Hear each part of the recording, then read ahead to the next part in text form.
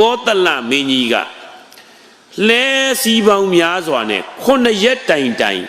ဗန္ဒာအဖြစ်ရွှေတွေတိုက်သိမ်းယူရတယ်ဘယ်နှရက်တိုင်တိုင်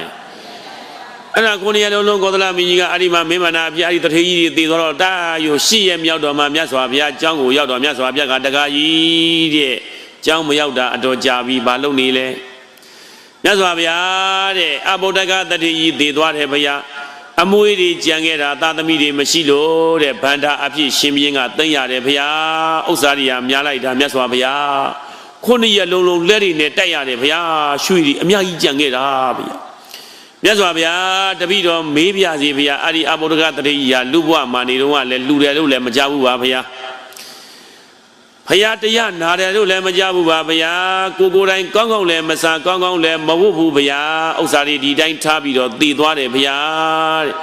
မြတ်စွာဘုရားတဲ့ဘာကြောင့်မစားရတာလဲဗျာဘာကြောင့်မလူဒန်းတာလဲဗျာဘာကြောင့်ချမ်းသာတာလဲဗျာ